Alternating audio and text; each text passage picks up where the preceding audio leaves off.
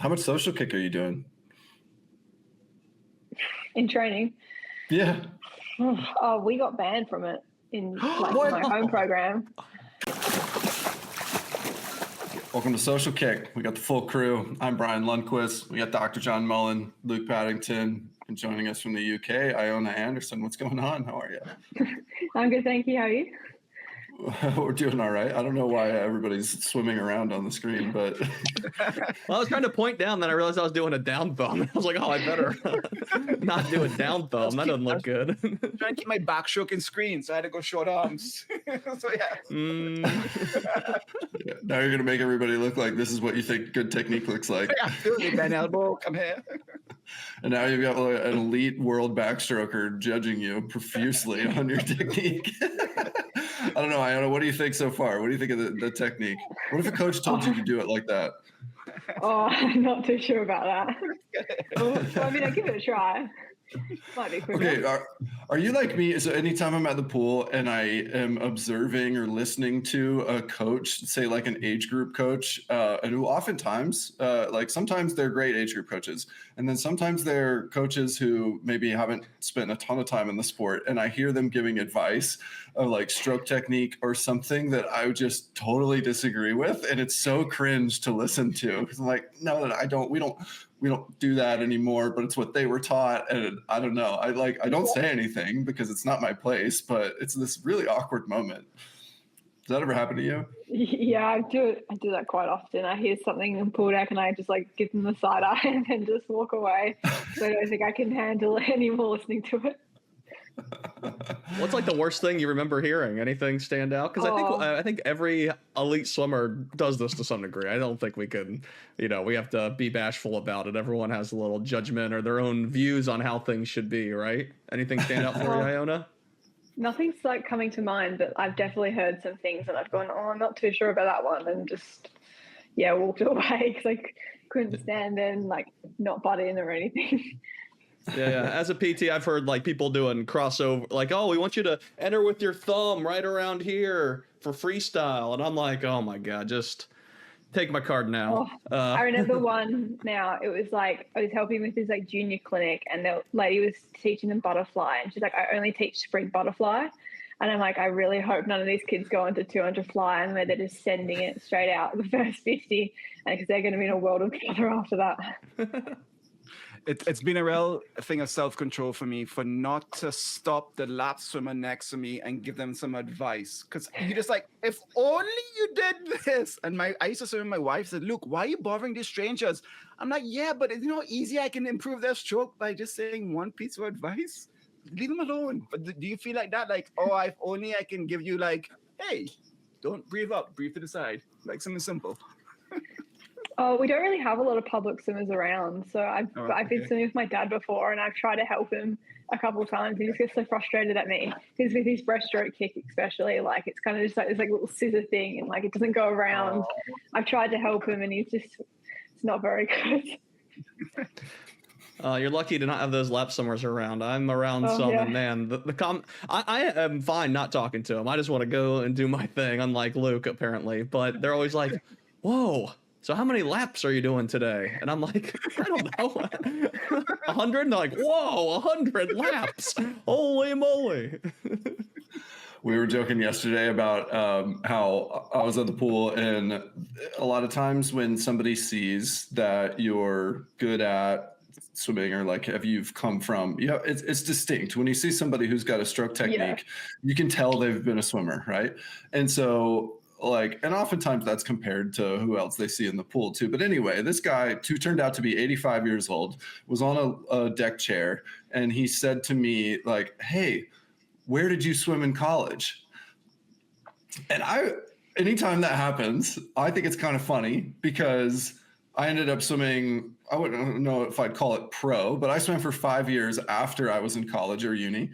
And, so to me, I was kind of like, well, how do you assume that that's only the highest level that I achieved was the college swimming? But that's like as far as anybody thinks. And I don't know, a little bit of me was like, hey, come on, ask me a different question. Like, but of course, if he had been like, "Did you go to the Olympics?" For me, the answer would be no. So that I don't know how that would have gone, but I don't know. It's just kind of funny the way people's like frame of mind is all based on their own experience, right? So Sure. Anyway, Yeah, what is it with people on deck chairs? That's how people are always yelling at me with stuff. They're like, "Hey, you're good. You can do that somersault," and I'm like, "Yeah, a flip turn. Yeah, I got it, man. Thanks. I'm gonna get back to it." It does start with that. Wait, hold on. Tumble turns. Yeah. I was gonna say flip turns, but tumble turns is the name that we use today, John. I'm never gonna get that. Iona, we always ask our audience for questions for our guests on Instagram at Social Kick Swim, and we got a bunch for you. So we're gonna rip through some of these. How about let's start off first with this from Def0_not_M. Did you get the Olympic rings tattoo? No, I haven't gotten the rings tattooed. I thought I'd hold off. I'm not like too keen to get the rings and like a tattoo, so I've just held off. I did get a necklace that a nice one that my mum bought for me, so that's really nice, and I wear that a lot. But I'm just holding off on the rings tattoo because like I don't want to like ink my skin and then it be there and I not like it kind of thing. So I can always get it in a few years' time kind of thing. That's my thinking. That's true. So that's true. You can. Do you have any other tattoos though? No, I don't have any tattoos. That would be the first one. I can understand that being a little bit more difficult to say yes to if you've not had a tattoo I've never already. been really too keen on tattoos either, so I've just been kind of like holding off. But if I was to get a tattoo, I'd probably get that one. We're going to guess that this one is somebody you know, but we had a bunch of questions from Tex Cross, and we'll pick one that says, have you caught any pigeons lately? No. We've got a running joke that catch pigeon. This is like how we like would pick up a pigeon out. It's just like so tempting to catch a pigeon. And yeah. And he sent me, he's like, oh, this is going to be interesting. I'm like, no, it's not. Please don't ask about pigeons. So unfortunately. Oh, did we pick the wrong one? He asked a bunch of them. Yeah, exactly. Be careful. You're going to get a disease from a pigeon, I think. Yeah, his dad caught a pigeon like a month ago or something. He sent me a video of it. So, but like the pigeons here are really like fat in the UK. So I've just been giving him pigeon updates. It's a bit weird. So like the pigeons back home are like normal size, but the ones here in the UK are really big. Like they're like twice the size of a normal pigeon. I don't know. And I'm surprised at how they're not breaking the branches and how they can actually fly. I wonder if people think the same. I wonder if people think the same thing about chickens in other countries, or you come to the U.S. and the chicken's like a lot bigger because we like pump them full of a bunch of I don't know, things to make them grow big so that they growth weigh hormone. more and we can sell them for more. There it is. All right. Are nose clips cheating? This is from Chrissy Clemchin. Are nose clips cheating? I wouldn't say so. I don't use a nose clip personally, just because I have to breathe out my nose when swimming. Because like I breathe in one stroke and breathe out the next. Otherwise, I get all this water up my nose. But I usually just block my nose underwater. That's the only thing it would really help with would be underwaters. Oh, you can do the lip thing. The lip thing, yeah. I'm not going to do the lip thing on here, but None of us can. Is there a name for that? Have we ever come up with a name for the lip thing? It needs a term. Oh, freak. Yeah, you probably should. Only certain people can do it. Backstrokers. Backstroke lips? I don't know. Backstroke lips. Yeah, I can do the lip thing, so I'm pretty lucky. But I really backstroke lips. I see what you did there. All right, this is from our pal Neophyto Shara. Going into the archives of Australian backstrokers, male or female, even both, active or non-active. Who's on your list of the best Australian backstrokers ever? Well, I mean, I have to say Kaylee. Like I race her and I know her, and she's like a real great competitor, and she's like so fierce in everything that she does. Like even in training, she's just an absolute weapon. So I would definitely say Kaylee. I'm not too sure like going much further back because I didn't really like pay a lot of attention to like swimming and have like because I started pretty late because I started when I was 12. So I didn't really like have like a role model or anyone in swimming, I would say. I never really looked up to anyone, so I wouldn't actually know many more people. Like Emily Seaborn was one that I looked up to quite a lot and stuff when I was younger, but that's probably really about it. She was in the heat when you ended up in the final and ultimately made the Olympic team, right? Wasn't she swimming her last race there? I don't know if it was her last event ever, but Charles. Yeah, it would have been in the finals at trials. Yeah, right on. Yeah. So I didn't realize that you started swimming at 12 and then you were focused on gymnastics up until around 13 or so. Is that right? At least as your primary sport? So gymnastics was my primary sport to the end of 2017. And then I made the switch to swimming in 2018 when I started high school. Okay. Man, and having started swimming that like kind of late and then having focused on gymnastics before, can you just like talk us through how that came about? Like discovering the pool, discovering your talent in it, and then pretty quickly having it supersede what was up to that point your main focus area. I bet like gymnastics coaches were like, what the hell? Oh, well, I mean, it was kind of like, I kind of was always going to plan on quitting. Like I planned to quit maybe like mid 2018 after like the comps and stuff, but I quit earlier. I just wasn't like enjoying it as much. And my swimming coach at the time was going, oh, if you want to make a good go of swimming, you have to switch now kind of thing. Like you need to get the ball rolling. You're kind of late as it is. So I was like, and then like the comps got pushed back further to like October, November time for gymnastics instead of being the April that they were meant to be. So I was just like, I don't want to wait that long. So I just went, I'll make the switch. But yeah, like I kind of kept all like the muscles that I had built up for gymnastics. So I was pretty strong, I would say, doing gymnastics and all the calisthenics and stuff. So just making the switch, I kept what I needed, obviously. And then, I don't know, swimming kind of took off pretty quickly. Like I thought it was going to be a lot easier with like managing like high school and stuff, but then it quickly took off and I quickly ended up at like 8-9 sessions a week and stuff. And I would say I was still pretty slow in my build up, but like it kind of came like a bit of a shock. Like I made nationals after not even a year of swimming, and then like I medaled at those nationals as well. Wow. So that was a bit of a shock, and it kind of just took off then. But then we had COVID hit, so it wasn't like it kind of slowed down for a bit, which was kind of good and allowed me to progress a bit more in a way.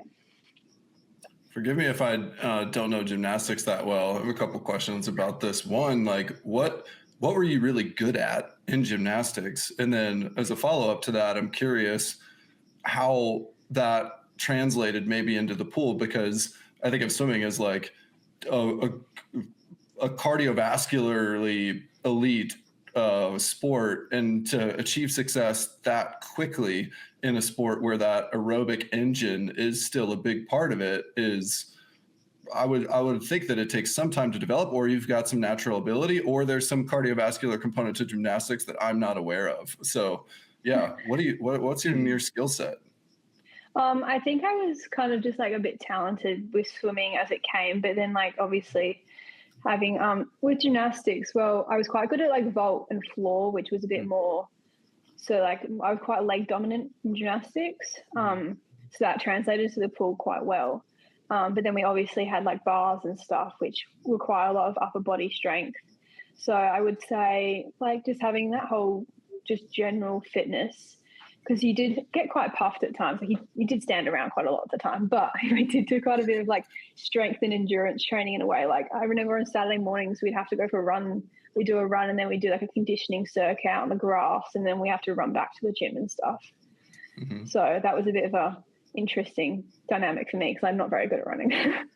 So I've never been. So I kind of helped with swimming in a way. All right. Well, 2 follow-up questions there. First is the hard one. What's the harder sport, or what sport trains harder, gymnastics or swimming? I would say swimming. Okay. I would say it's harder. And the second one, what can you still do that would impress any swimmer? Like any moves you can do in gymnastics where swimmers have no idea how you can even do that, whether it's just a handstand or, some sort of movement on land, or those skills have disintegrated? Well, I haven't really tried them, because I remember last time I tried doing like flips and stuff, I actually hurt my back at this Ninja Academy class. So I have I've stayed off them a lot, but like I'm pretty good at handstands, I would say. Still, like just those general ones. I'll just kind of remember that I can do a handstand and I'll just do one in the backyard or something, and then I'll get on with my day. I thought you were going to ask who's better at gymnastic stuff, yourself or Cam, because Cam McAvoy has been doing a lot of gymnastic style training and stuff on the bars. Yeah. But my question is, why did you make the switch and give up gymnastics and focus on swimming? Was it just you enjoyed it, you wanted to change, or I don't know, why was it?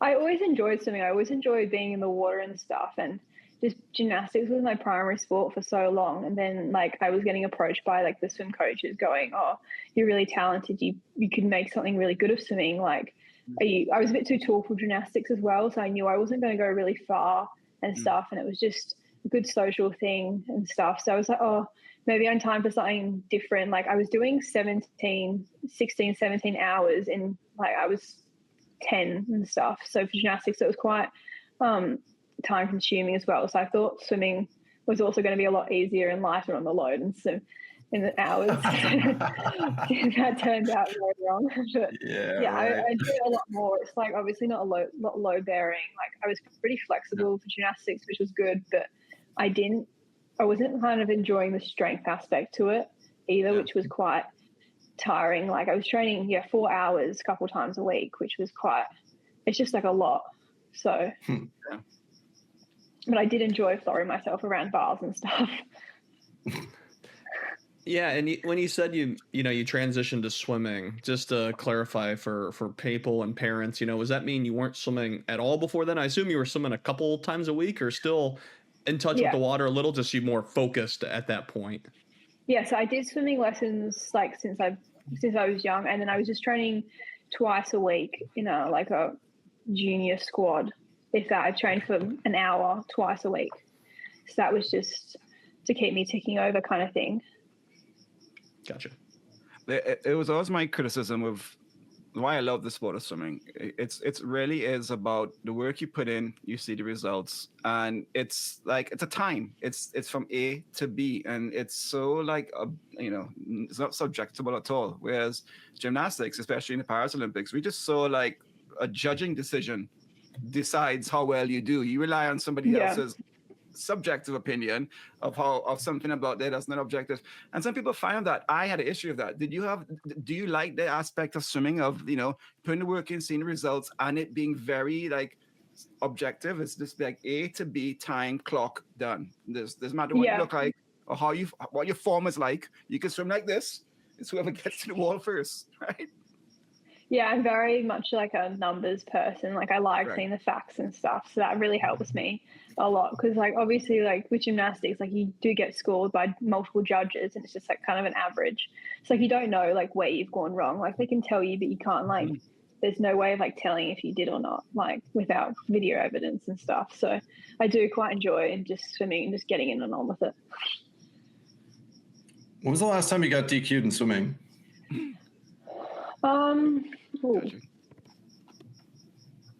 Wasn't that long ago, I don't think.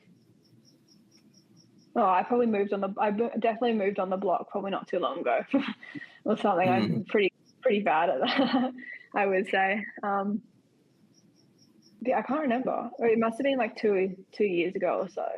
Okay. Where I definitely got relay definitely DQ'd somewhere so recently. Well, you don't want to be the one who DQs the relay, that's for sure. No, I'm usually okay because I do backstroke, but it's usually I'm usually a bit wary because I usually push my changeovers when I'm doing freestyle or something, and I'm usually that one in training going like everyone's not like going, and I'm going like I'm just risky in training, so I don't think I help myself when it comes to an actual race in those because I'm pushing the boundaries. Wait, what's good? For a changeover? Yeah. I would say 0.1 to 0.2. That's standard, isn't it?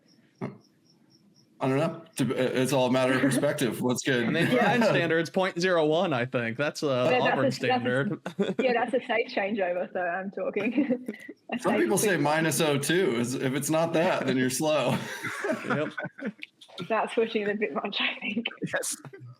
I think so too. So Iona, I was at a American college conference meet, the Big 12 championships, and it was the 200 medley relay, and the backstrokers got in. It was the first relay of the meet, right? So some extra tension there, a championship meet, and the swimmers do take your marks, and then there's this feedback from the starting machine. It's like, and then they all step down.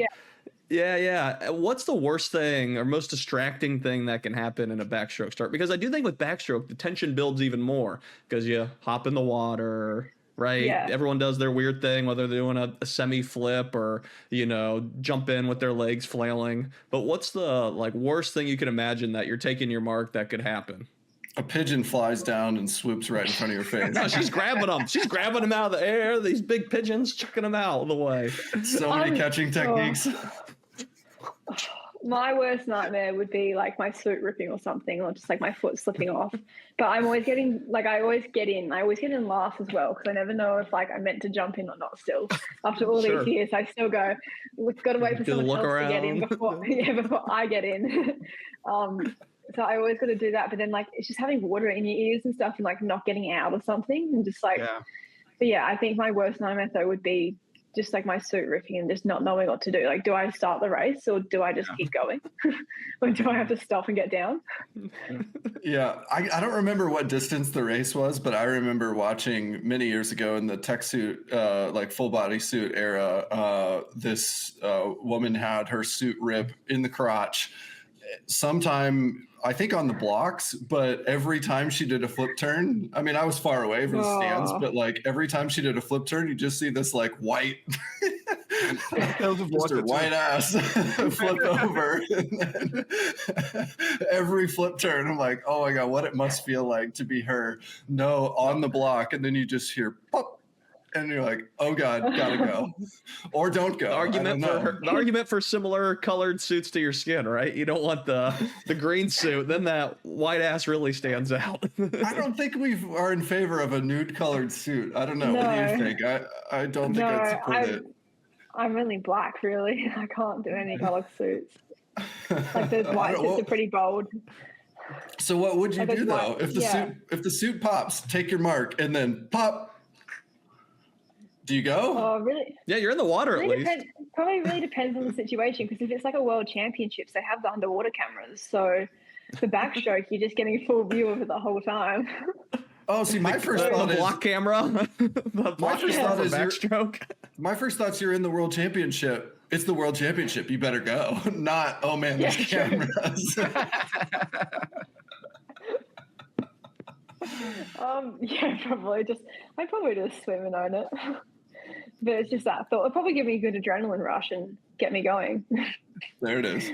Unfortunately, I'd probably just spike my rate though, and then end up 27 down the first 50, and then I'm screwing the back end. I got a question about backstrokers in Australia. So when I love Australian pools, they're the best in the world, locations where they're at. And most of when I think about them, they're outdoors. Yeah, you got the Sydney pool, you got a couple of pools that are indoors, but most of them are outdoors. And you're from a very sunny part of the country, Perth. You swim out. Do you think Australians not have an advantage, but can handle sunny, the sun in the eyes and keeping straight lines, swing backstroke outdoors because you just trained there and you're more used to it? Or do you just suffer as much as we all suffer? Doesn't matter if you got used to it or not.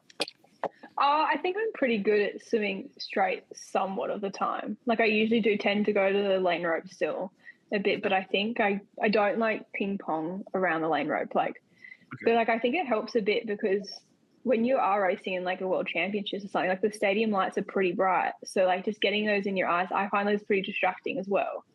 So I never really rely on the roof though, which is good. So I've gotten used to that. But I usually do tend to sway towards the lane rope anyway, just so I know I'm swimming straight. Because otherwise I know I will just go all over the shot kind of thing. I find that security in swimming on the lane rope, which isn't too great. No, I hear you. So there was a pro series meet a week or two ago. Some Aussies went it. And there's a shot of somebody swimming and pulling on the lane line, and you're literally seeing the buoys moving. I'm like, that kind of slows you down. But B, could you imagine like doing that? Why would you even consider doing that? Because it slows you down. even. Yeah, that's quite difficult. I saw that video and I was just like, because it definitely slows you down and then you're making your arms uneven. Like one arm's going to fatigue a lot more than the other, a lot quicker.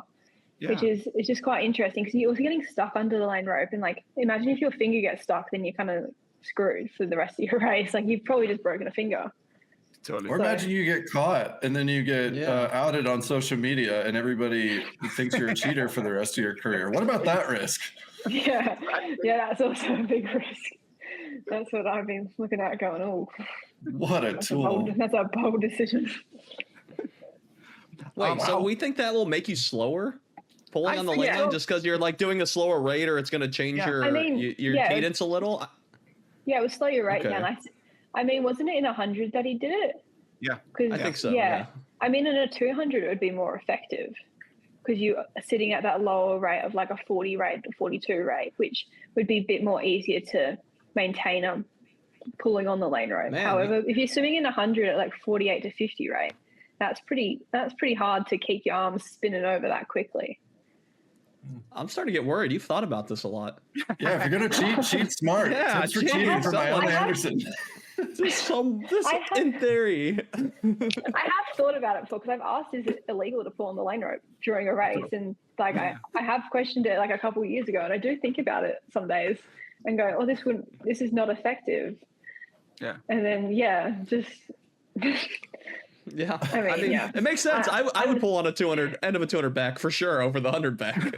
I'd be using both arms, I think, at this point. Save me. At what point in the race do you sort of reset your line? So is it like when you see the flags, like crap, I reset, you reset your line and try and get center on your turn and pop out? Or do you just like, if I'm going to be on the side, I'm just going to stay on the side? Or do you try reset to the middle? Oh, no, if I'm on the lane rope, I just stay on the lane rope kind of thing. Okay. I don't see any point in trying to sway back to the middle. I'm usually next to Kaylee or someone, unfortunately. So I usually just get a bit of her wash and maybe the wave helps me a little. So far, you never know what happened. Yeah, exactly. Yeah. What would you say as a backstroker that when you're swimming, let's say you're circle swimming, or even you swim by somebody else in the next lane, you set your catch, and then you pull through and boom, you make contact with a body. You don't know what body part you just hit, but you hit somebody in their body somewhere. What's the proper crotch every etiquette? time? Crotch every time. What's the proper etiquette whenever you dig your palm and fingers into somebody's body part and then you have to make eye contact with them at the end of the lap? I usually just I sometimes say sorry. I sometimes just hope for the best and just not acknowledge it. Is it your fault or their fault? Well, you're obviously both really close to the lane rope then. Because here, because I'm used to swimming like sides back home because we've got a pretty small squad. So we just generally swim sides. So I don't usually hit many people.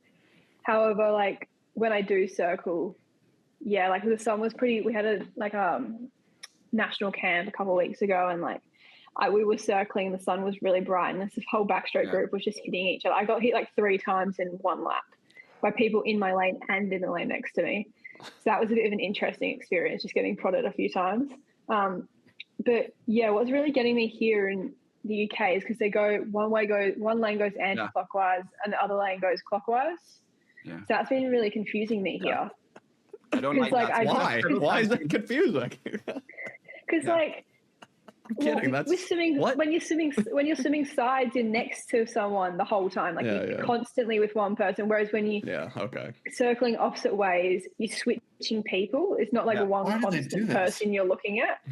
It's so you're not like getting the wash against each other. Yeah, you're not. So like it's not as much clashing. You're more just swimming with each other. But I still haven't figured out which lane goes which way yet. So I'm always hanging at the back at the moment, just going, ooh. They're like, do you want to go? I'm like, I can't. I don't know which way we're going. But I have to. They're smarter in the UK, I think. They're smarter over there. Yeah. Jeez Louise. Too much to think about. Yeah, I'm not really sure how I feel about it still, because like I was next to one of the boys like the other day, and like I was just getting all this wash from this because we were swimming right next to each other. It was just like straight wash, whereas you're a bit further away when you swim the same way. So yeah, I'm not too sure how I'm feeling about it yet. Still taking a lot of time to get used to. Mm-hmm. So swimming is always like higher than people think on the rate of concussions per sport, and most of it is because of you people, you backstrokers, because you're head-to-head hits or head-on-the-wall hits. Have you ever had any bad head-to-head hits or head-on-the-wall hits? I've not had any bad ones, I would say, but I've definitely crashed into a few people. Okay. Particularly like when, I don't know. I had one of the boys at training a few weeks ago, just back home, like crashed into me, and we were agreed on sides and stuff. And he just randomly started circling, and I was swimming backstroke, so I didn't see him coming, and he just crashed into me. I've not had any like bad ones, so I've been pretty lucky, I think. But I'm always pretty nervous. Yeah. And I daydream a bit during training, so I did swim into the wall like about a year ago, which wasn't too great. It didn't look too good for me. John, where'd you pick this up? Concussion Weekly? Where's the stat coming from? You know, I am a doctor by name, right? So I have to read some of these professional journals. And obviously, I'm very worried about swimmers and concussions. But no, it always surprised me when there are publications and it's like, rate of injury for sport, and concussion is a very, popular thing to be researched now. And it's like, oh, swimming's number 5. What? And yeah, it's because backstrokers and people diving in and hitting their head on the bottom of the pools and really, like swimming's that. number 5 on the I have to rank list, something like that. And I have to double check it. Maybe swimming and diving combined, in all honesty, because a lot of them's at colleges. Diving. But it is much higher than I would have. That was my reaction the first time I looked at it. I was like, oh yeah, I work with a lot of swimmers. I can probably just glance over this concussion thing. I'm like, whoa, oh, what? So man, they're up full there. contact swimming. Look at that. Did you hear what she said? No this pads. year, last week, it's a real issue. It's an epidemic. I tell you, these backstrokers. Epidemic. But the other danger in swimming is shallow water blackout, and we've had personal experience with that here on the show. Talk about your underwater training. Like how good are your underwater trainings? How do you guys do breath control, manage that? How do you mitigate the risk, and how do you push the limits to train your body for those undies? Yeah, how do you stay conscious? Yeah, I wouldn't say I actually do a lot of like hypoxic training for underwaters in a way. Like I'll just do like 25s here and there. I usually just more practice my technique, and I do it in repetitions. That's how I practice my underwaters. I don't say we do too much of just like straight underwaters or like a lot of breath control. Like we do like a pool hypo set or something on like a Tuesday morning, and like that would just be a lot of just breath hold, just minimum breath here and there kind of thing. But I wouldn't say I specifically train breath hold for underwaters, because you can only hold your breath for 15 meters in backstroke anyway. So it's kind of limited, which I think I've gotten pretty consistent at doing the 15 meter. Like I know when I'm running out of air is when I should be popping up in my underwaters. Your 7th turn of that 200 short course backstroke is a pretty tough one to go 15, don't you think? Like what are you feeling? How are you managing that? I would say that's a lot harder, and like it's just more leg fatigue, I would say, in those 200 turns for me. Just specifically, that's like trying to keep the rate consistent and make sure like each kick is a quality kick to keep my I only do 8 to 10 kicks in my 200, because I definitely can't do 15 underwater, because my swim speed's much better than my skills and stuff. So I would say I'm utilizing my skill free swim where I can in those races. What drills or sets do you do to work on those last walls? Because like you said, I think that's such a common thing. The last wall you push off, it's your legs are dead, and you just start like shortening up your kicks, or the kick just becomes like you're kicking through air. So what do you do to work on those things? Yeah, you definitely got to do them. I mean, probably just doing like a key set, and then just doing a couple, like doing like I remember sets we were doing into short course was like we do like our 50s or whatever of like rate work and stuff, and then we just do like a 50 max kick or something at the end, like working on underwaters kind of thing, just to really work on that leg fatigue and just getting used to that pain, simulating what we feel in a race. So I think that really helps, and just doing those under fatigue, those skills and stuff, because that's when you've got to really like switch on the focus for when racing, because you can't, there's so much to think about. So you just got to be able to flip the switch quickly from like, what you're thinking about in a race when swimming to, here I've now got to turn and focus on my underwater, what are my cues kind of thing. You talked about flipping a switch. What have you picked up from the ultimate person who can flip a switch to win, Kaylee? I mean, she just steps up when it's ready and she just flips a switch and wins. What from a mindset have you picked up training of her and racing of her and stuff when you go to national camps? Yeah, definitely. Like she's always like giggling and bubbling, and like she's always a really bubbly person in marshalling. And then like you can see when like we're getting like ready to go out and stuff, she'll just switch off kind of thing, which is really impressive to watch. Whereas like I'm kind of more just like locked, like I keep to myself the whole time, whereas she'll just be there sitting there chatting, probably laughing about something. Especially when she's with Molly in marshalling, that's always an interesting combo.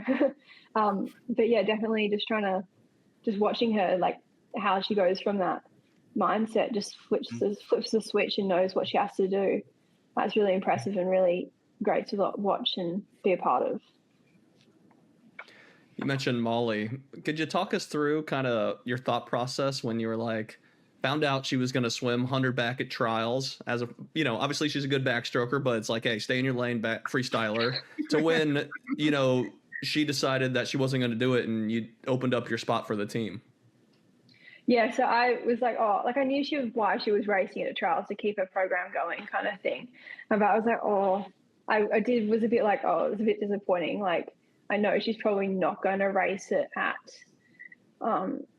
Olympics. So I was just kind of like, so it was just more like, I was just a bit disappointed, but like I knew why she was doing it. Like it was a good reason for her to secure that spot for Olympics early on in the program. And then like that took somewhat pressure off the freestyle in a way, because she had already made the team. But yeah, I didn't find out till the very last day of comp that she had pulled out.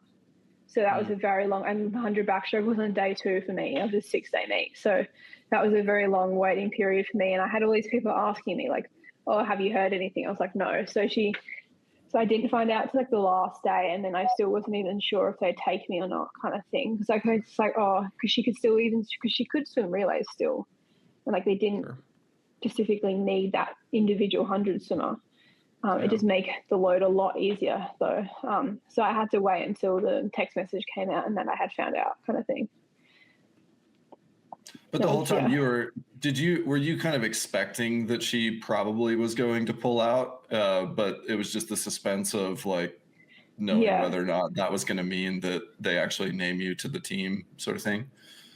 Yeah, so we always kind of knew that she probably would pull out, but it was just still that suspense and not knowing whether, because she could have swum it and like she could have done the double, and because that's something that she's probably she could have done, but it definitely put her like 200 at risk and stuff, and it was just depending what she wanted to prioritize and stuff. So it was just more that suspense of not knowing whether I'd be picked, or like if she was going to pull out before the team got announced, kind of thing. Because like she could have pulled out.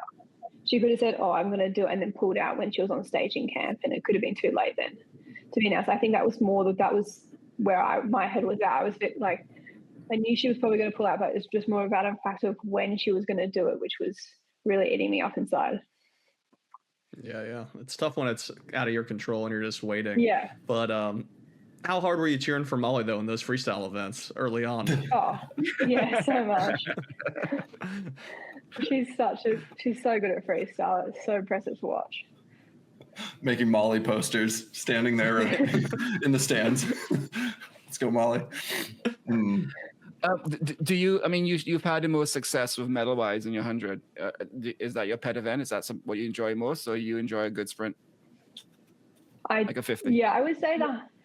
I mean, the 50, so much can go wrong in the 50. That's like not wrong, but they're so technical 50s. Oh. Like there's just so quickly. Whereas, so I do quite like the 100 because like it allows me to build through and like swim a bit more. There's a bit more tactics towards it. Whereas the 50 is just hard and fast. Like if you have a bad start, it's kind of over from the beginning in a way, almost. But I do enjoy a 50, but unfortunately can't really target it because it's not an Olympic event yet. So maybe if it becomes more of a main event, maybe that's what I start targeting. Yeah. I don't think I'll be allowed to do that, but it's wishful thinking. You are in an event that's probably the 100 backstroke for women is the most loaded event I can think of in history. You have, Yeah. 4 of the fastest swimmers of all time were in that Olympic final, right next to each other as well. Yeah. It was quite loaded. So you came 5th to the 4 fastest women who've ever swum the race. How do you feel? I mean, it's a privilege, but also it sucks. But it's a privilege. It's awesome. Does that push you? Does that motivate you to be? I want to be part of that top 4. Yeah, it definitely does motivate me. I was the youngest in that final as well, which was pretty cool to think about as the only teenager. So it's definitely like a driver to see where I can go and what I can achieve. Because all those people, like a lot of them, like Kylie, Regan, and Kaylee have all held a world record at some point. Yeah. Like that's all pretty impressive. And Catherine's so strong in the field as well. And then you've got all those other people that just keep coming up as well, just pushing each other. Oh, and Kathleen's held the world record, hasn't she too? Yeah, mm-hmm. So it's pretty impressive just to be in that field with all those like great backstrokers and stuff. It's just such a dominant event right now. And it's just really hard to break into. It's really hard. So what do you do well, and where are there opportunities for you to improve? Like when you show up and you're planning for the training cycle for the quad, for the season to come, what are the things that you're like, okay, I need to get better at this, or I have potential to get better at this, so let's map the training out, to address whatever that either weakness is or is something that isn't yet a strength? I definitely think my skills, just because I'm on the younger side, I haven't had as long to develop my skills. Like I definitely feel like they are lacking a little bit compared to the rest of the field. So definitely just like my underwaters and stuff, like it's just more like practice and repetition that I need to get out to become better at those things. So it's just focusing on those and training, I would find. Because it was pretty obvious, like at the Olympics I was behind, like a head behind at the 15-meter mark after my start. So it's just that kind of thing, getting more dominant in those areas to become more fierce and like challenging in the racing, to just be more competitive where I can, just getting those more years under my belt. Yeah, watching that 100 back at the Olympics, that was something that stood out. But it wasn't just you. It was kind of those 4 were, ahead of the field, and then everyone else. And like, I think you were next to Ingrid Wilm, and you two were pretty close to each other at that breakout, but the other 4 were just that far ahead. So I guess on the start specifically, are there things you're working on, right off the block, not just the underwaters? Yeah, especially like after the Olympics, I definitely have started like targeting my skills a lot more, just my start train to make it more powerful. And so I do have a pretty slow reaction time, which I think has gone a bit better over the last couple of months. So I think I have seen a bit of an improvement in my starts, which is good. Just trying to it's just hard when you're right next to the best in the world, making your pretty good skills look pretty mediocre. That's just an unfortunate reality. Mm-hmm. Yeah. You're the 5th best skills in backstroke, but you're, like it's kind of that thing. Or like Luke was saying, you're 5th best, but they have the 4 best ever. It puts it in a whole different perspective. Exactly. You mentioned reaction time. Are you doing any reaction drills, or are those still something that you are incorporating? Yeah. I did try to do some reaction drills to kind of like stimulate myself before in like an activation or something, but I found it just like kind of wore me out a bit. Like I just became quite tired and fatigued from it.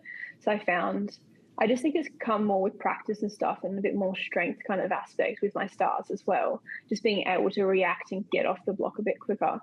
So it's more just like, I guess, power work and the gym and stuff. That's where I'm developing that at the moment.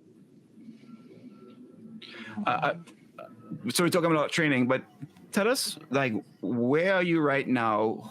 Who are you training with? What's your squad normally? Do you go out on camps? Like what's going on with your life? You're training right now. So you're in Scotland from that map behind you. But what's your plan? Why are you there? And where do you train normally, etc.? Who do you train with? Yeah, so normally I train at the Institute of Sport in Perth in Australia. However, so at the end of last year, my coach Ben Higson moved to come back to Scotland here, so to be closer to his daughter and stuff. So I thought, it's a good opportunity with this new cycle. My assistant coach at the time stepped up into our head coach role back home now. So I thought, this is a good time in the cycle just to maybe go train somewhere else. So I've come over here to Stirling to train with him for like a couple of weeks. So it's just a good different environment kind of thing, and I'm really enjoying it right now. And who do you train with back home? So who's on the squad there? Who's up and coming Western Australia? We've just seen, a wealth of talent come from there over the years. Who's next? Who's the next one? So I train, my fellow Olympian companion is Joshua Young. Oh, yeah. So I train with him back home. It's pretty good training partner because we've swim pretty similar times. So we always have a little bit of rivalry. I know he's doing time trials today and tomorrow. And I got time trials in a few weeks, and he messaged me yesterday going, "Are we racing?" And I was like, okay. So we always have a bit of rivalry going on there. And we have Nez Miller as well. She was a good swimmer, like junior Pan Pacs 200 freestyler and stuff. So she's there as well. We just got there's a couple of other like junior swimmers based in Perth that they don't train with us, like the distance boys. Nice. Kind of thing. They just train in their club programs because that's our environment's not really suited. It's more suited for 100 and 200 swimmers. So it's not really accommodating towards them. So they will train like a big group in their club programs. But yeah, so that's who I train with back home. And I'm just over here at the moment training with the University of Stirling, which is really good. It's different environment to what I'm used to back home, because I'm more one of the experienced people in my squad back home. So here having all these other Olympic champions and renowned swimmers here is like real good to train with, and like just being one of the younger people to learn from them is really good. And it's a bigger squad as well, so it's definitely a different dynamic to what I'm used to. You mentioned training against Joshua Young because similar times, but for those who don't know, he's an elite male breaststroker. Yeah. What's the most annoying thing about being a backstroker, racing or practicing against a breaststroker? Definitely, it's obviously harder. Obviously, it's not simulating what I would do in a race kind of thing. Obviously, like in a race, you're looking for arms, whereas when I'm racing Josh at training, I'm just looking for his head bobbing up and down kind of thing. But definitely comes with its challenges of like the wave he creates, because it's like not consistent wave. It's that broken one. So that's always a challenge. And like, there's multiple things I could go into here. Well, let's hear it. Come on. I mean, I would imagine like pull-outs and things like that are just like, he's catching me again, or yeah. Oh yeah, it's more like the starts. He's kind of got me on the starts because you got your flight time and stuff. But then like on the turns, like he always complains about my turns and stuff because he'll touch the wall first, but then by the time I've done my underwater, I'll pop up in front of him, which is always pissing him off a bit. But yeah, the usual big challenge is if we're in the same lane swimming sides. And I'm swimming backstroke and he's swimming breaststroke because he swims in the middle as well. He's a bit of a lane horde. So like it's always just about like taking too much water or whatever, like pushing too much water into my face and stuff kind of thing. We have a bit of a bickering sibling-like relationship. You haven't caught any stray kicks, have you? I wouldn't. I nearly did. I have nearly a couple times, especially like in the underwater or something, like his foot's just come right past my face. But I've not actually been hurt by him, I don't think. I've gotten a few scratches. I have gotten that a few times. So they've been interesting. You talked earlier about the circle swimming in the UK, how they do it, you get used to it. What else about Scotland are you like, huh? What do you say? Or what do you mean by that? We don't say it that way. Because when you think about strong Scottish accent and a strong Aussie accent, there's not just understanding the accents, there's also understanding the words you use. And so, yeah, what's some differences in training besides the circle swimming that you're experiencing there? Or, the other swimmers are like, wait, Iona, you say it that way or you do it that way? We don't do that here. Have you had some circumstances? I probably haven't had too many conversations with enough of them yet because they were all just on a training camp in Tenerife last week. So nice. I wouldn't really say I've had any like issues with like language, but all my family is Scottish. So I'm pretty used to the language and stuff. So like the terminology that they somewhat use, but there's like one of the uni coaches, like he called freestyle front crawl and I was like FC. I was like, what does that mean on the board? I stood there for a few minutes and then it finally dawned on me that it meant freestyle. But yeah, I haven't really had any issues yet because I've known that like not the language, the accents and stuff my whole life kind of thing. Yeah, but it's more just the pinpointing, because like they'll be able to pick up, you know how like you have your different accents from like UK and stuff throughout the UK. Like you can pinpoint where people are from, whereas like I understand people sound different here, and like I go, oh yeah, you're from a different region, but like I just don't understand how they can pinpoint it so quickly. That's my issue. Like I don't know. It's just different. Yeah, it's definitely different. Like I was walking around the other day going, oh, that's right, I am in the UK. That's a pretty strong accent you've got there. Well, how are you with Aussie accents? How many different versions are there? How different is a Perth accent to a Gold Coast to, a Melbourne accent? I wouldn't really say we have any like different variations of accents. You obviously got your more bogan, and then you've got your just normal person. So I wouldn't really say there's much variation. You can't really pinpoint where people are from. Obviously, your stronger accents probably come more from Queensland area, where there's a bit more a relaxed lifestyle. Yeah. But I wouldn't say. Yep. But I wouldn't say it's that distinguishable in my eyes. I wonder if you've met any Americans with like a Northeastern accent or a Southern accent. We don't hear them too much in swimming, like a thick Boston accent or something. But I'm actually surprised to hear that with as large of a country as Australia is and as isolated as Perth is, that you wouldn't have some like different dialects, because there's so many in the U.S. But, cultural differences.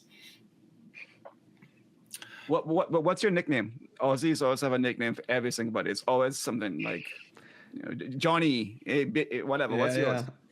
Add an O at everyone's name. That's what they told me. Just add an O at everyone's name, and that's your nickname. I don't have a nickname because it's really hard to come up with one for Iona. Like I know my parents picked it so I couldn't get nicknames really easily and stuff as well. That was also a bit of a thought process behind it. So I've never really had a nickname, which is kind of been quite hard. So we can anoint you. I like it. Hey, so what are you trying to achieve in swimming? I know that you could just be plugging away, doing your best, enjoying the sport. But you've had a lot of success and are, getting up into that upper echelon of the elite field. And so the trajectory is really strong and you're still really young. Do you have any like long-term goals or objectives, or what keeps you motivated in swimming? I just want to see where I can take it. Like I not really think I'm a person to really look at the long-term kind of thing. Like I'm usually just more of kind of what can I do next kind of thing. So like I won't be really looking past like the goal of like Com Games next year kind of thing. And that's kind of just like probably as far as I will look right now. Like everyone like after the Olympics was asking me, oh, you're going to the next ones kind of thing. Like it's just more for me. It's just more, I want to take it one step at a time and not get too caught up in like the big picture and just try and focus on the small stepping stones to get me there. What's the next sport after swimming then? You've already knocked off 2 of them. Let's say that you get bored with swimming and you're like, all right, enough with this. There's coaches around who are going, hey, you've got talent over here. We need you to focus over here. What's next? Oh, I really don't know because I'm not very good on, like I would say I'm coordinated, but it takes me some time. Like I'm not very good on land. I don't have that land aerobic ability. I've only got that really in the pool, I would say. And I would say I don't have that big of a repertoire in the pool either. So I really don't know. Like I would really like to be good at something like rugby or something, but I know I don't have the endurance for it. But I could give cycling a go maybe, but that's quite a grueling one as well, somewhat with the training hours and stuff. Definitely couldn't do like road cycling, have to be track, but then I don't think I'm powerful enough for track. So yeah, there's a lot to think about. If you're leg dominant, I mean, yeah, track cycling's where it's at. Yeah, I would say I'm leg dominant, but I don't think in the pool I wouldn't say too much on land, so I'm not sure how I'd fare against some of those other people. Yeah. Yeah. Oh, something to explore for sure. All right, we got some rapid fire questions for you, Iona. What's the hardest race in swimming? Like, I would say, there's so many different ones. Like the 400 IM is always, I've always stayed away from that. And like the 1500 as well, they're just so grueling. But then from a technical perspective, it's probably like the 50s and stuff, which is so, like they're over so quickly. Like you need to be so awake and like alert the whole time. And it's just so, it really depends what perspective you're coming from. Oh, and like the 200 fly, I would say the 200 backstroke's up there too, just with how, but obviously I'm not going to put that very high up on the list. So, but I would say it's up there towards the end. You got a good future in politics. You just named every event in swimming. I mean, I've got to make everyone happy. Well, there's the distance events. Got to cover all the bases. And of course, there's the sprints. I mean, if you don't mention the 50 freestyle, someone's going to kick off somewhere. Like we've had this debate many times if the 50 freestyle is the hardest event at training or not. So I know there's some people going that would question that. So pound for pound. Yeah. I don't know. I agree with you though. It's all relative to different people, but I'll go 50s. All right, Olympic gold or world record? I think. I mean, I would personally probably say like world record, but then I was going to say that because of then your name's in the record books. But then if you win Olympic gold, you're the only one that's going to have won it in that year at that time, kind of thing. Really depends if you're more of I want to be the fastest person ever, or if you want to be the fastest person in that moment, kind of thing. So I'm not really sure. There's so much that comes down, so many factors that affect the Olympic gold. So like you got to be the best at kind of in that moment at managing yourself throughout the games, whereas world record, you can do that in training, kind of thing. So I'm not really sure how I'd feel about that. So her nickname has to be around political career. I know. You got to pick one. It's a simple question, Iona. A or B? A or B? I think world record would be pretty cool in my eyes. All right. She got one. She picked one. How long does it take you to do a multiple choice test? Like 10 hours? Well, there's A. But there's also B. That's got a good argument for it. I usually leave the multiple choice to the end because if I want to sit there tossing up the answers and then my time's over otherwise. It does explain the whistle. Oh, that whistle. Do I jump in? Or is that a whistle to... we jump in. Okay, let's go. Well, they didn't yet, so maybe I'll wait. Yeah, because sometimes they do the one whistle just to get in, but then sometimes they do that first whistle and then they do the whistles to get in. Like, I don't want to jump in on the wrong whistle. That's just embarrassing. Why don't they just get on the mic and go, get in? Why do we need whistles? Make life a lot easier, more clearer. We just need to go, okay, get ready. Okay, get in. That's water. Water. Jump. Go. I know they don't always speak English. All right. So you get 3 apps on your phone. You have to delete all the rest of them. You can only keep 3. Which 3 apps are you keeping? Instagram, I would say, because that's got Reels, which it ends up always having TikToks on it anyway. So I feel like that's a multi-purpose app. I would say WhatsApp, I feel, is a bit more. I don't use it too much, but I would say that's a bit better to use than messages because then it's easier to get contact with people. You get the FaceTime, you get FaceTime as well on there. And then,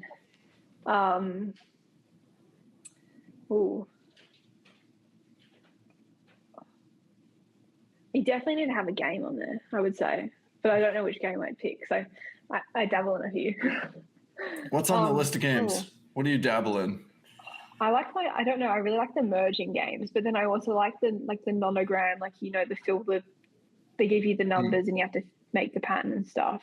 Yeah. So it really depends what I'm in the mood for. But I do like a good merging game. I don't know why. Just the ones that you don't have to aren't too like Candy Crush. That just enrages me. Enrages. All right. Mad about Candy Crush. You sit on the same level, and then you have to use all your coins, and then it's just. Oh. I spent too much time on that when I was younger. Okay, but sound on or sound off? Or for Candy Crush. Yeah. Oh, probably off. Thank you. I would say. Nobody wants to hear that. Oh, wait. No, I can't. I'd have to have music on my phone. I'd have to get rid of the game. Have to have music. I can't. Yeah. Always have to. I listen to too much music, I think. That would have been a tough decision if you just isolated music because somebody asked you a quick question and you chose not to. Because all you get on, otherwise I'd just be stuck on Instagram listening to the 30-second to a minute long sound audio. Oh, all right. What's the worst swimming fashion faux pas? What's something people do on the pool deck that they should really stop doing? I haven't seen like any questionable things, I don't think, as of late. But I've definitely seen some things I go, why are you doing that? I'm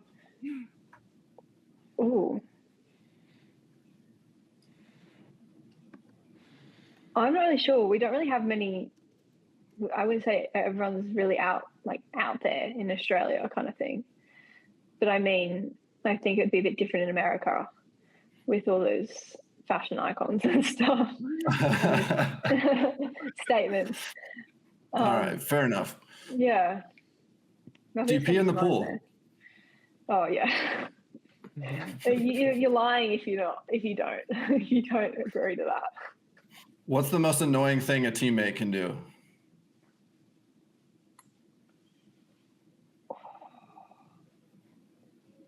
Really, I would probably say, when like the coach has moved on from something and like they just missed, like we've missed like 250s or something, and like, and they call it out. Oh yeah. And they, we missed it. Like I don't mind doing it sometimes. Like obviously it's a bit obvious when they've just like skipped like this whole massive chunk of the set, and like you do go, oh, this is right. But like, like in the cool down, like you short 100, like just every now and then it's fine. But they call you out and you go, oh, you're kidding. Yeah. You can have let us have this one win. Nobody appreciates that. That's probably not a very good mindset of a champion, but here we are. Yeah, but also nobody wants to be around that person. We all agree. What's the hardest set that you've ever done? I knew you were going to ask this one. I don't know about hardest set, I would say, but I've had some definitely challenging ones. Definitely not hardest sets from what I've seen on here before. Like nothing to compare to those, but I know just like ones that come to mind. Like I really like this set. It's like one of my prep sets into like a major meet and stuff. Like I just do like, it's like 100 at like +5 or something, and then like a 50 at back end or faster with like 20 rest. And like I do that 3 times and the 100 descend. So I go like a 103, 102, 101 or something, and then try and push a 28.5 or something, which I really enjoy that set. I wouldn't say it's it's hard, but like I wouldn't say it's overly. Yeah. It's not grueling like some of the sets I've seen on this show before.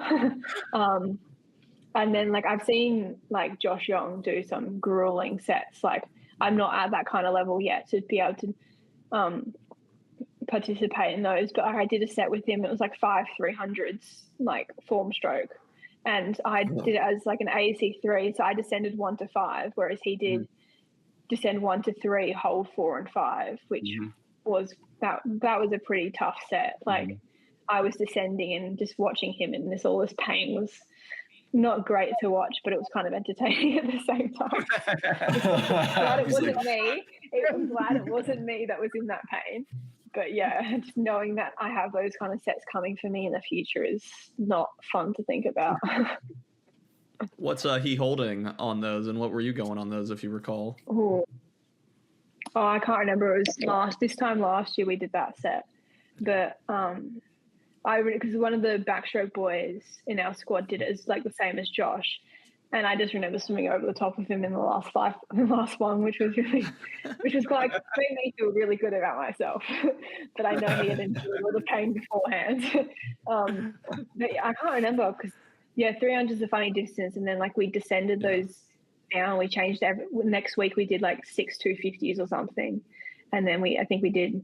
I'm not sure we ever did like the 8 200s that we had planned or something, but it was going to be something like that, I think. But yeah, I'm just a bit disappointed that I'm not at that level yet. Yeah, fun. Sounds like a lot of fun. What's the best swim that you've ever seen live in person?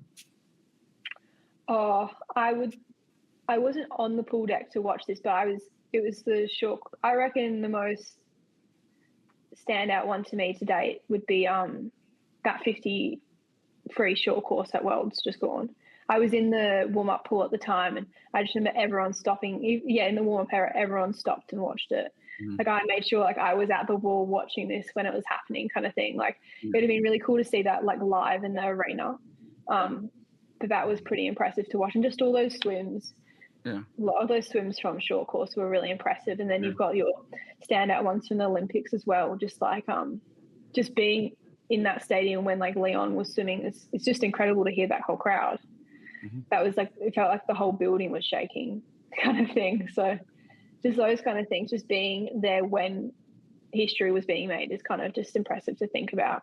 Like no one else is ever going to break that 20-point barrier again in short course for the first time. Yeah. You always remember when you're in the presence of those like major barriers. Yeah, totally. How much social kick are you doing in training? Yeah. Oh, we got banned from it in like my home program. Come on. We need name and number. We can make. I'm offended.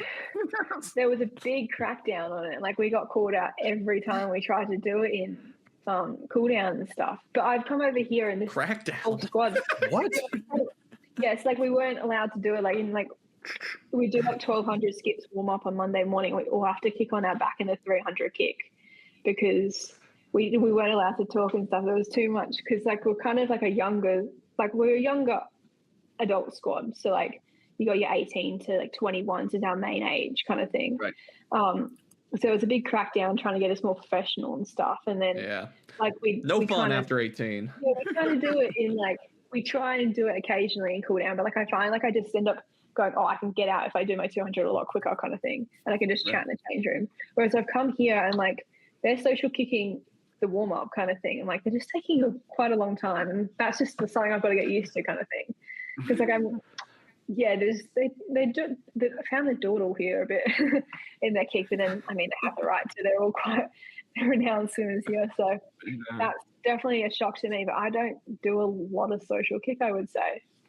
Yeah, there's plenty of time in the workout to be focused on the workout, but it's okay to do it a little bit in that warm up. Come on, guys. That's all it is. Yeah. Take your time. Ben, I mentioned it to Ben the other day about how they do like a lot of social kick here, and he's like, I can't. He's like, I'm going to crack down on that after trials or something. He said here, like after Worlds, but like he can only say so much to them because they're like all like these like good swimmers and stuff. Whereas back in my other program, it's kind of like we're all young. Like he can crack down. Like my assistant coach, who's now my coach, is like he's pretty strict on it. Like, or likes to point it out where he can, kind of thing. But like I always just get away with it. I'll just start kicking on my own kind of thing. And they're like, oh, no social kick. And I go, but it's not social kick. I'm doing anti-social kicks on my own. Yeah. So that's the way you get around it occasionally. But no, we're very anti this concept.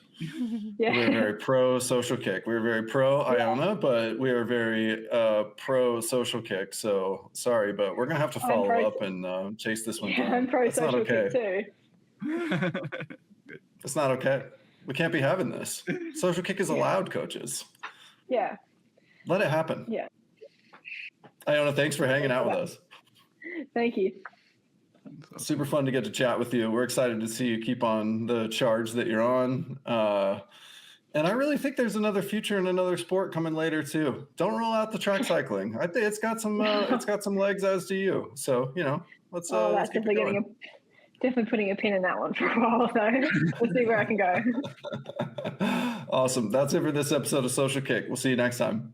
Thank you, everybody. Hey, everyone. Thanks for hanging out with us. If you enjoyed this episode of Social Kick and you'd like to see more, subscribe to the channel. And we love talking swimming. We'd love to talk about swimming with you. So leave us a comment and we'll see you next time.